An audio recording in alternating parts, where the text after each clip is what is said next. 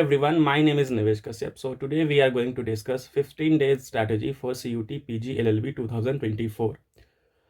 इसमें हम दो चीज़ों पे बात करेंगे। सबसे पहले कि 15 से 20 दिन जैसे आपके एग्जामिनेशन में लेफ्ट है, अराउंड 20 डेज का टाइम आपके पास है अभी फ़िलहाल, क्योंकि मिड मार्च तक आपका जो एग्जामिनेशन है हो जाना चाहिए according to the NTA notification. Second part में हम बात करेंगे कि सेफ स्कोर क्या होना चाहिए, यानी कि एक्सपेक्टेड कट ऑफ जो हो सकता है 2024 के लिए वो क्या हो सकता है।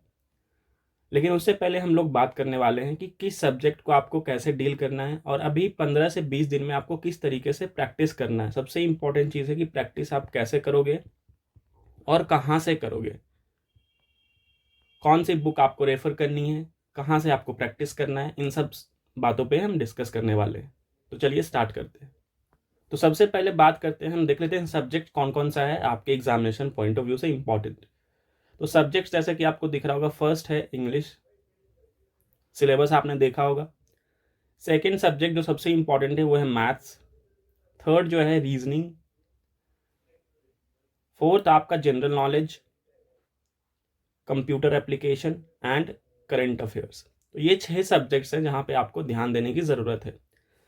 तो सबसे पहले हम बात करते हैं कि आपको किस सब्जेक्ट को कैसे अप्रोच करना है। तो सबसे पहले 1 बाय 1 में डिस्कस करूँगा कैसे प्रैक्टिस करना, कौन सी आपको किताब रेफर करनी है उसके लिए। तो सबसे पहले हम बात कर लेते हैं इंग्लिश के लेकर के। तो इंग्लिश में सबसे ज़रूरी चीज़ है कि आपको देखना होगा कि सबसे ज़्यादा प्रॉब्लम स्टूडेंट्स को कहाँ पे आती है। तो वो होता है स्पॉटिंग एरर में। कहाँ पे? स्पॉटिंग एरर में। जैसे कि इंग्लिश के सिलेबस को अगर आप देखो तो उसमें आपको पैसेज दिया गया है, ईडियम्स एंड फ्रेजेस दिया गया है, फिल इन द ब्लैंक्स दिया गया है। तो ये सारे सब कुछ वहाँ पे आपको सॉल्व करने हैं। लेकिन जैसे पैसेज आप पढ़ के आंसर कर सकते हो, दैट इज़ वेरी ईजी। आप एक एवरेज स्टूडेंट भी पढ़ के आंसर कर लेता है almost correct. Idioms and phrases practice की बात है, जितना आप प्रैक्टिस करोगे अभी से उतना ज़्यादा चांसेस है कि आप एग्जामिनेशन में सही कर पाओगे। Fill in the blanks again ये ग्रामर का सेक्शन है। अगर आपका ग्रामर सही है, अगर आपके ग्रामर के कॉन्सेप्ट सही हैं, तो आप fill in the blank, spotting error और जितने भी जो सेंटेंस करेक्शन है वो सारी चीज़ें आप कर पाओगे अगर आपका ग्रामर सही है। तो सबसे पहले concepts of grammars are very important to solve the question related to spotting error, fill in the blanks and sentence correction. तो बच्चे को दिक्कत यहीं पे आती है इन 3 चीज़ों में, sentence correction and fill in the blanks, fill in the blanks, जो कि स्पेशली प्रीपोजिशन, कंजंक्शन वगैरह से रिलेटेड होते हैं। तो इनको कैसे टैकल करना है, आप इनकी प्रैक्टिस कैसे करोगे। तो सबसे पहले अगर आपने ग्रामर नहीं पढ़ा है अभी तक, तो हमारी सीरीज स्टार्ट होने वाली है, ठीक है, जिसमें हम subject verb agreement, noun pronoun से रिलेटेड, जो भी प्रीपोजिशन से रिलेटेड जो भी इंपॉर्टेंट कॉन्सेप्ट है प्लस MCQ, वो हम लोग डिस्कस करने वाले हैं। तो उसको भी आप रेफर कर सकते हो। अदरवाइज आप किसी भी बुक से कॉन्सेप्ट पढ़ो और एटलीस्ट 50 क्वेश्चन आपको डेली प्रैक्टिस करना है। डेली प्रैक्टिस करना है किससे related? Sentence correction, spotting error और फिल इन द ब्लैंक से रिलेटेड। अब ये 50 क्वेश्चन प्रैक्टिस कहाँ से करोगे आप? तो इसके लिए एक बुक आती है SP बख्शी करके, SP बख्शी, आप इस बुक से कर सकते हो। या कोई भी कॉम्पिटिटिव एग्जामिनेशन की बुक आती है इंग्लिश ग्रामर की, वहाँ से मिनिमम 50 क्वेश्चन आपको करने हैं। 15 स्पॉटिंग एरर से, 15 सेंटेंस करेक्शन से, 15 फिल इन द ब्लैंक से। तो इससे क्या होगा कि आप जितना प्रैक्टिस करोगे तो आपके कॉन्सेप्ट्स उतने क्लियर होते जाएंगे। तो ये काम करना है। रिमेनिंग 50 क्वेश्चन आपको कहाँ क्या क्या करना है? ईडियम्स एंड फ्रेजेस करने हैं, idioms and phrases, synonyms antonyms, synonyms antonyms के क्वेश्चंस करने हैं। तो ईडियम्स, फ्रेजेस, सिनोनिम्स एंटोनिम्स के क्वेश्चंस आपको 50 करने हैं रोज, डेली बेसिस पे, अभी से एग्जामिनेशन टाइम तक। तो ऑलमोस्ट आपका 100 क्वेश्चन जो है, 100 क्वेश्चन जो है आपको डेली इंग्लिश का प्रैक्टिस करना है। क्योंकि इंग्लिश का जो वेटेज था लास्ट टाइम वो था 20 क्वेश्चन, तो इस बार 75 क्वेश्चन का पेपर होगा आपका, 75। तो अराउंड लगा लो कि 15 क्वेश्चन इंग्लिश से तो आएंगे ही आएंगे, और इसका जो अगर मार्क्स आप कैलकुलेट करो तो 60 मार्क्स, तो 300 में 60 नंबर आपको इंग्लिश दे रहा है। तो ये बहुत ही इंपॉर्टेंट सब्जेक्ट है, आपको इस तरीके से अप्रोच करना है। अभी से जितना क्वेश्चन प्रैक्टिस करोगे आप, उतना ज़्यादा आपको फ़ायदा मिलेगा। तो जितना इंग्लिश प्रैक्टिस के, मतलब इंग्लिश और मैथ्स जो है प्रैक्टिस बेस्ड सब्जेक्ट है ये। अब हम बात करते हैं कि मैथ्स के ऊपर। तो मैथ्स में भी आपका अप्रोच क्या होना चाहिए कि एटलीस्ट 50 क्वेश्चन डेली प्रैक्टिस आपको करना है अभी से, क्योंकि अभी आपको 7 to 8 आवर्स ये आपको टाइम डेडिकेट करना ही होगा अगर आप एग्जाम क्वालिफाई करना चाहते हो अच्छे सेफ स्कोर के साथ। तो मैथ के 50 क्वेश्चन, यहाँ पे कुछ इंपॉर्टेंट सब्जेक्ट्स हैं, इंपॉर्टेंट टॉपिक्स हैं जो आपको करने, जैसे कि टाइम एंड वर्क से फिक्स क्वेश्चन होता है, आएगा ही आएगा। Time and work, percentage, simple interest and compound interest, ratio and proportion, ratio and proportion,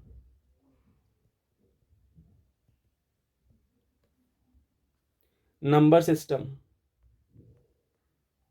number system, HCF and LCM, and एक और टॉपिक जो है प्रोबेबिलिटी एंड परमुटेशन कॉम्बिनेशन, साथ में प्रोबेबिलिटी बेसिक आपको करना है, probability and PNC, permutation and combination. तो ये आपको इस पे ज़्यादा ध्यान देना है, क्योंकि बाकी क्वेश्चंस जो होते हैं, जैसे कि अगर आपने सपोज करो टाइम एंड वर्क कर लिया फॉर एग्जांपल, थोड़ा सा इरेज कर देता हूँ, क्लियर हो जाएगा आपका। सपोज करो आपने टाइम एंड वर्क कर लिया, तो इससे क्या होगा, कौन कौन सा आप कर सकते हो, जैसे पाइप एंड सिस्टम वाला जो क्वेश्चन है, कितने आवर्स में पानी निकल जाएगा, हम इतना डालेंगे तो रेट ऑफ जो एग्जिट है, ये सब आपको पता करना होगा। तो पाइप एंड सिस्टम्स के जो भी क्वेश्चंस होंगे, अब टाइम एंड वर्क के कॉन्सेप्ट पे डिपेंड करता है। आप जो बोट वाला क्वेश्चन आता है वो भी टाइम एंड वर्क के कॉन्सेप्ट से आप सॉल्व कर लोगे। तो ऐसे टॉपिक को पकड़ो जिससे 2-3 और भी टॉपिक्स कवर हो जाते हैं, ठीक है। सपोज करो आप रेशियो प्रोपोर्शन कर रहे हो, परसेंटेज आपने, percentage is a very basic, ठीक है। अगर आपने परसेंटेज किया तो परसेंटेज के बेसिस पे आपका एवरेज भी उसी में आ जाता है, एवरेज भी आप क्लियर कर लोगे, रेशियो एंड प्रोपोर्शन भी आपका हो जाएगा। तो इस तरीके से जो है एक टॉपिक पकड़ो और उससे रिलेटेड जो भी टॉपिक्स है उसके क्वेश्चंस आप इजीली कर पाओगे। तो ये सब टॉपिक्स जो है आपको ध्यान देने की ज़रूरत है मैथ्स में, और आपको 50 क्वेश्चन आपको डेली करने हैं, ठीक है। तो ये था मैथ के बारे में। अब हम बात करते हैं रीजनिंग के बारे में। तो रीजनिंग में again, reasoning is all about practice. इसमें कुछ इंपॉर्टेंट जो टॉपिक्स हैं, जो कि जहां पे कॉन्सेप्ट की जरूरत है, उसको मैं हाईलाइट कर देता हूं ताकि आप उसको ध्यान दें। सिलोलिज्म करके एक टॉपिक है, इसको आपको प्रैक्टिस करके जाना है, क्योंकि इसमें कुछ कॉन्सेप्ट ईजी है लेकिन कुछ कॉन्सेप्ट छिपा हुआ है इसके अंदर। तो अगर आप कॉन्सेप्ट पता है तो किसी भी तरीके का अगर सिलोलिज्म का क्वेश्चन आपको एग्जाम में दिखेगा तो आप उसको कर लोगे। बाकी ब्लड रिलेशन भी प्रैक्टिस करके चले जाना, लेकिन ये हो जाता है, ये इजी टॉपिक है। सिटिंग अरेंजमेंट, इसमें कुछ कॉन्सेप्ट है, जैसे कि स्टार्ट कहाँ से करना है। सपोज करो सर्कल है, ठीक है, तो कहाँ से स्टार्ट करना है, कहाँ पे बिठाना है। अगर लीनियर है तो लेफ्ट राइट का कॉन्सेप्ट आपको पता होना चाहिए। कंफ्यूज हो जाते हैं बच्चे कि अगर लेफ्ट पूछा गया तो ये इधर से लेफ्ट लेना है या इधर से लेफ्ट लेना है, ठीक है। तो ये सब जो छोटी छोटी बातें हैं आपको ध्यान में रखना है, अदरवाइज रीजनिंग में सब कुछ हो जाएगा। अगेन कोडिंग डिकोडिंग है, तो इसके कुछ इंपॉर्टेंट कॉन्सेप्ट होते हैं या रूल कह लो कि आपको किस तरीके से अप्रोच करना, जैसे कि स्क्वायर हो सकता है, क्यूब से रिलेटेड कॉन्सेप्ट है, ठीक है, या एडिशन हो रहा है, सब्सट्रैक्शन हो रहा है, मल्टीप्लिकेशन हो रहा है। तो इन सब चीज़ों को आपको ध्यान देना है कोडिंग डिकोडिंग में। बहुत एक फिक्स पैटर्न पे आता है, आपका दिमाग वहाँ चलना चाहिए, इसके लिए प्रैक्टिस आपको ज़रूरी है। एंड अगेन 15 क्वेश्चन जो है आपको डेली प्रैक्टिस करना है। हाँ, अब बुक की बात कर लेता हूँ मैं। तो बुक सबसे इंपॉर्टेंट चीज़ है, कौन सी? एस चंद की बुक आती है, एस चंद, उससे मैथ एंड रीजनिंग दोनों के लिए, उससे आप प्रैक्टिस कर सकते हो, ठीक है। या फिर आप ऑनलाइन PDF डाउनलोड कर लो कहीं से, किसी भी कोचिंग इंस्टीट्यूट का, वहाँ से डायरेक्टली आप क्वेश्चन प्रैक्टिस कर सकते हो। मैथ्स और रीजनिंग में आपको टेंशन लेने की बहुत सारा मटेरियल आपको ऑनलाइन अवेलेबल मिल जाएगा। अब हम बात करते हैं, हाँ एक और चीज़ बता दूं मैं यहाँ पे कि अराउंड लास्ट ईयर जो है 20+ क्वेश्चन इसमें से आए थे, तो इस बार भी आप 15+ क्वेश्चन इसमें से लगा लो, तो बहुत ही इंपॉर्टेंट हो जाता है अगेन यहाँ पे 15+ क्वेश्चन। तो 15 इसमें से 30 हो गए, और 15 इसमें से, यानी कि 45 क्वेश्चन आपको इन 3 सब्जेक्ट में से आने हैं आउट ऑफ 75। आउट ऑफ 75 कितना है, 45 आने हैं, ठीक है। तो मोर देन 60% ऑफ द जो वेटेज है आपका इन्हीं 3 में से है। अगर आपका ये 3 सब्जेक्ट स्ट्रांग है तो बहुत हाई चांस है कि आप इस एग्जामिनेशन को क्वालिफाई कर जाओगे, अनलेस सबसे इंपॉर्टेंट चीज, इन सब्जेक्ट्स का क्या रोल होता है। इन सब्जेक्ट्स का रोल होता है कि आपको सेफ स्कोर तक पहुंचाएगा, आपको उस मार्जिन को क्रॉस करवाएगा जहां पे बच्चे कट ऑफ को क्लियर नहीं कर पाते। सपोज करो किसी का ये 3 सब्जेक्ट अच्छा है लेकिन ये 3 उतना ही बुरा है, तो भी वो क्वालिफाई नहीं कर पाएगा। तो सबसे इंपॉर्टेंट चीज़ है कि अगर ये तीनों स्ट्रांग है आपका, इस पर ज़्यादा ध्यान देना आपको, तो इनको भी आप इग्नोर नहीं करोगे, क्योंकि ये बहुत ही ज़्यादा स्कोरिंग होते हैं। Computer application is a very scoring subject. बहुत कम पढ़ के जो है आप बहुत अच्छा स्कोर कर सकते हो कंप्यूटर में। करंट अफेयर से 3 to 4 क्वेश्चन लास्ट ईयर आए थे, तो इस बार भी एक्सपेक्ट कर सकते हैं अराउंड 3 क्वेश्चन आ सकते हैं। तो आप इसको अगर इग्नोर भी कर देते हो तो कोई इशू की बात नहीं है। सबसे इंपॉर्टेंट चीज़ क्या है कि अब हम सबसे पहले देखते हैं कंप्यूटर एप्लीकेशन आपको कैसे करना है। कंप्यूटर एप्लीकेशन की अगर मैं बात करूं आपसे, तो आपको नोट्स टेलीग्राम ग्रुप में प्रोवाइड करा दिया गया है, लिंक आपको डिस्क्रिप्शन में मिलेगा। वो नोट्स मोर देन सफिशिएंट है, उससे ज़्यादा कंप्यूटर एप्लीकेशन में नहीं पूछा जाएगा, ये गारंटी मैं आपको देता हूँ। मोर देन सफिशिएंट, अगर आपने उतना भी कर लिया तो मोर देन सफिशिएंट है। और अगर आपको समझने में दिक्कत आती है, सपोज करो कुछ ऐसे कॉन्सेप्ट्स होते हैं, कुछ ऐसे टर्म्स होते हैं जो बच्चों को समझ में नहीं आता, तो उसके लिए आप हमारा वीडियो रेफर कर सकते हो। हमने कंप्लीट प्लेलिस्ट बना रखा है कंप्यूटर एप्लीकेशन का।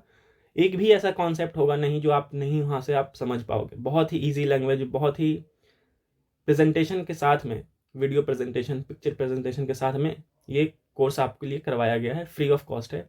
टोटल 5 वीडियो है। 5 वीडियो में अगर 10 क्वेश्चन कंप्यूटर से आ रहा है तो 7 to 8 क्वेश्चन मिनिमम वहाँ से आएगा ही आएगा, इस बात की गारंटी है। और उसमें प्रीवियस ईयर भी डिस्कस किया गया है, तो आपको आइडिया लगा सकते हो। तो कंप्यूटर सबसे, ये 2 to 3 डेज का काम है, इससे ज़्यादा टाइम लेने की आपको ज़रूरत भी नहीं है इसमें। इतने में एक बार PDF पढ़ो, वीडियो लेक्चर देखो, 5 वीडियो लेक्चर है, ठीक है। उसके बाद क्वेश्चन लगाओ। क्वेश्चन कहाँ से लगाना है, लूसेंट की एक बुक आती है, लूसेंट की बुक आती है MCQ, जो ये आती है, एक फैक्ट वाली आती है, वो नहीं, एक MCQ आती है लूसेंट की।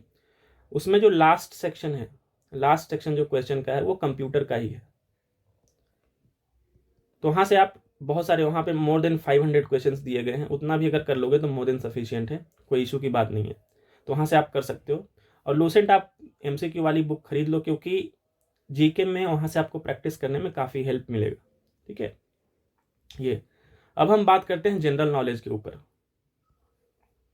तो जनरल नॉलेज क्या है कि ये एक ऐसा सब्जेक्ट है जो कि बहुत अपने आप में वास्ट है, और जो इसका वेटेज है वो बहुत ही, मतलब लगभग सबके बराबर ही है। लास्ट ईयर 20+ क्वेश्चन आए थे, इस बार भी आप 15+ क्वेश्चन एक्सपेक्ट कर सकते हो।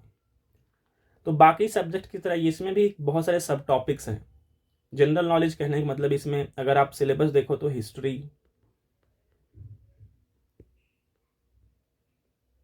एक मिनट में, हिस्ट्री, पॉलिटी,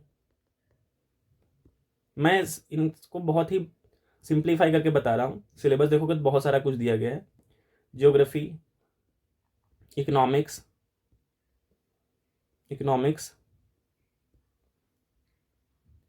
आपका फिर लीगल अवेयरनेस, जो कि रिसेंटली ऐड हुआ है, ये legal awareness, art and culture, art लिखा हुआ है, पर्सनालिटी से रिलेटेड, स्पोर्ट्स। तो ये सब करंट अफेयर्स में बेसिकली कवर होंगे, या फिर स्टैटिक GK में, ठीक है, कि पहले किसको अवार्ड मिला गया था, कौन से पर्सनालिटी हैं, पॉलिटिकल पर्सनालिटी। तो ये जो आप अलग सा दिख रहा हो, स्पोर्ट्स से रिलेटेड, पर्सनालिटी से रिलेटेड, तो ये सब जो है करंट अफेयर से मिला के भी पूछा जा सकता है। ठीक है, तो इसके लिए आपको रेडी रहना है। और इसके लिए सबसे इंपॉर्टेंट बुक कौन सा आपको रेफर करना है, वो है लूसेंट। आप अलग अलग सब्जेक्ट के लिए अलग बुक रेफर करोगे तो उतना टाइम नहीं है, उतना जरूरी भी नहीं है। लूसेंट आप पकड़ो, लूसेंट में सारे सब्जेक्ट्स, स्टैटिक जीके, ठीक है, history, polity, geography, economics, legal awareness तो नहीं है, लीगल अवेयरनेस मैं आपको करवाऊंगा बाद में। ठीक है, कुछ टाइम के बाद हम जो जो इंपॉर्टेंट अमेंडमेंट्स हुए हैं, इंपॉर्टेंट कमिटीज़ कौन कौन सी है, इन सब के बारे में हम डिस्कस करने वाले हैं। तो इसको आपको लूसेंट से करना है और प्रैक्टिस बहुत करना है। आपको 100 क्वेश्चन इसमें से रोज लगाने हैं, एमसीक्यू वाले लूसेंट से 100 क्वेश्चन रोज, तभी आपका कॉन्फिडेंस जो है बिल्डअप होगा। किसी भी टॉपिक में, किसी भी सब्जेक्ट में प्रॉब्लम अगर आपको आती है तो आप प्लेलिस्ट में जाके देख सकते हैं, प्लेलिस्ट में सब कुछ करवाया हुआ है, आप इसको जाके देख सकते हैं। हाँ, इसी में साइंस है सबसे इम्पॉर्टेंट, स्पेशली बायोलॉजी। जो बायोलॉजी है बहुत ही इंपॉर्टेंट है, उसमें से डिजीज के ऊपर, हॉर्मोन्स के ऊपर, उसके बाद सेल स्ट्रक्चर के ऊपर, तो इन सब के ऊपर काफ़ी क्वेश्चंस रिपीटेटिवली पूछे गए हैं।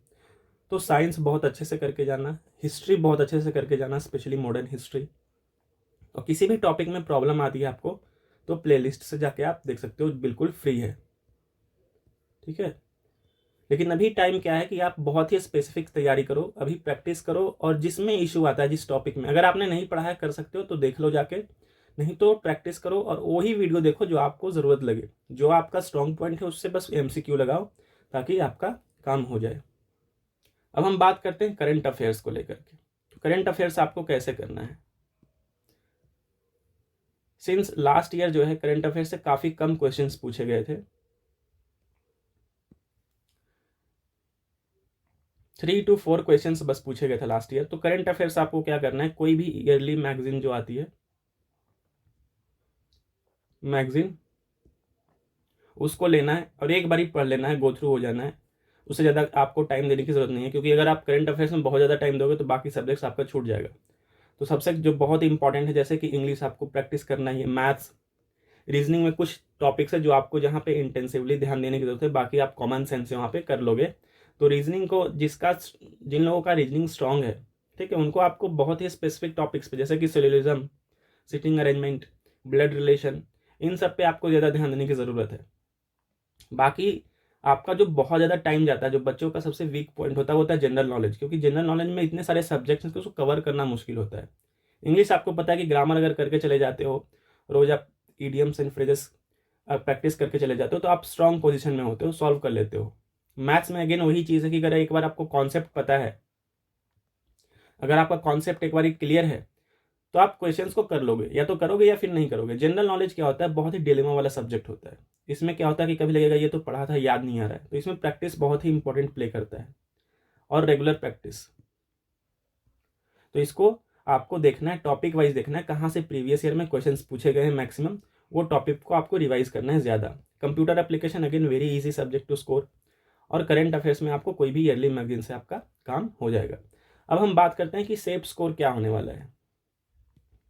एक मिनट थोड़ा सा इरेज कर, सेफ स्कोर क्या होने वाला है उस पर हम बात कर लेते हैं। तो सेफ स्कोर अगर आप देखो तो लास्ट ईयर जो है आउट ऑफ 400 जो है, वो लास्ट एडमिशन जो हुआ था थर्ड कट ऑफ में, वो हुआ था 229 या 230 पे। ठीक है, तो ये जो था कट ऑफ था थर्ड, स्पॉट राउंड में भी एडमिशन हुई हैं, ऐसा बोला जाता है 222 पे भी एडमिशन हुआ है। लेकिन आपको स्पॉट राउंड पे डिपेंडेंट नहीं रहना है, मैं कट ऑफ की बात करूंगा फर्स्ट सेकंड थर्ड। जो last third cut off release हुआ था उसमें जो स्कोर गया था वो था 229 और 230। कुछ लोगों का कहना था कि 229 पे भी सिलेक्शन हुआ है और 230, तो अराउंड 230 हम समझ के चलते हैं अपर लिमिट कि, तो 230 पे जो है सिलेक्शन हुआ था। 230 का कहने का मतलब है कि अराउंड और अराउंड जो है आपका 60%, यानी कि अगर 240 नंबर जिनके भी रहे हैं आउट ऑफ 400 लास्ट ईयर 2023 की बात कर रहा हूँ ये, तो उनका सिलेक्शन हो गया था। यानी कि इस बारी 75 नंबर जो है, इस बार जो है आपका मार्क्स इस बार जो पेपर होगा वो होगा 75 क्वेश्चन आउट ऑफ 300। तो आपको स्कोर कितना करना है सेफ रहने के लिए? 60%। ये मान के चलो कितने पे एडमिशन हो रहा है, अगेन ये डिपेंड करता है कि पेपर कैसा है, डिफिकल्ट है या इजी है, उस पर भी डिपेंड करता है। लेकिन आज तक ऐसा कभी नहीं हुआ 2022 को छोड़ करके, उस टाइम पे अलग चीज़ हुई थी कि 60% से 60% जिनका ऊपर है उनका एडमिशन ना हुआ हो, ऐसा नहीं हुआ था। 2022 वॉज एन एक्सेप्शन ईयर्स, क्योंकि उसमें ऐसा अलेज्ड किया गया था कि काफ़ी घोटाला हुआ था, पेपर लीक किया गया था, ऐसा वैसा, ठीक है। लेकिन CUT में जो भी पेपर होता है उसमें अगर आपका 60% से ऊपर है, इफ़ यू आर अबव 60%, एक मिनट क्लियरली लिख देता हूं मैं यहाँ पे, आउट ऑफ 300 जो है आपका 60% अगर आ रहा है, यानी कि 180 नंबर, 180 मार्क्स अगर आप ला रहे हो 180 to 200, अगर आप इतना ला रहे हो 200 प्लस अगर आपका स्कोर है 180 से 200 के बीच में भी, तो आप सेफ हो, ठीक है।